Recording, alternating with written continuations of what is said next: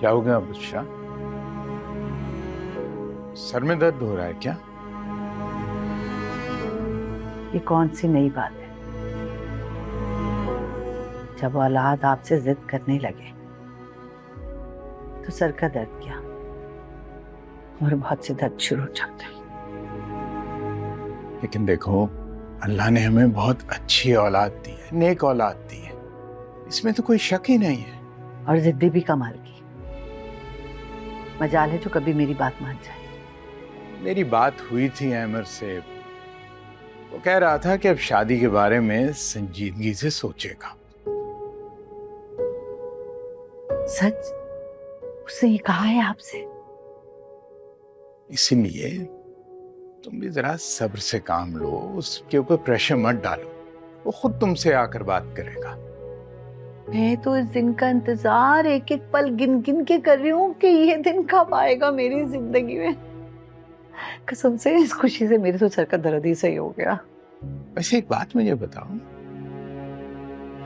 तुम खवातीन जो हो, बहू लाने के लिए दुआएं करती हो, मन्नतें मांगती हो, और जब बहू जो है वो घर में आ जाती है तो उसकी सबसे बड़ी दुश्मन खुद ही बन जाती हो। ये साइंस मुझे कुछ समझ में नहीं आई। सिद्दीक साहब, वो सासे ना कोई और होंगी। मैं तो अपनी बहू को अपने हथेली का छाला बना के रखूं। अल्लाह करे कि ऐसा ही हो। वैसे कुल की तलाक का सुनकर बहुत अफसोस हुआ है। हाँ, है तो बहुत अफसोसनाक बात, लेकिन ये मत भूलिएगा कि फहमीदा बाजी ने कैसे मेरे अहमर को ठुकरा के उस नफीस से अपनी बेटी का रिश्ता तय किया था। लेकिन उस लड़के ने 1 साल भी नहीं गुजरने दिया, कैसे तलाक देके निकाला। मैं तो कहती हूँ ये अल्लाह का इंसाफ था, अल्लाह ने किया ये इंसाफ।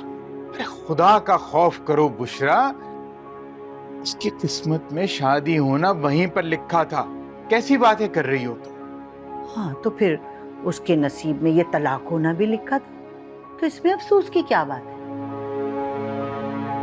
और ये जो आप और आपके बेटे को मेरी बहन और मेरी भांजी से हमदर्दी का बुखार 24/7 है ना, मुझे बहुत जहर लगता है। अच्छी खासी समझदार औरत हो तुम, पता नहीं क्यों रोज बरोज तुम सुरैया जैसी होती जा रही, जहरीली। अपने रवैये पे तुम जरा गौर करो। अरे, यानी मैं और वो जहरीली सुरैया? अस्तगफर। यानी मिलाया भी तो उस नौगन से।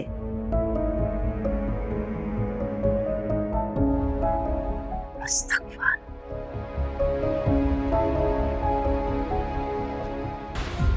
देखिए ड्रामा सीरियल इश्क तुमसे हुआ, पीर से जुमेरात रात 9 बजे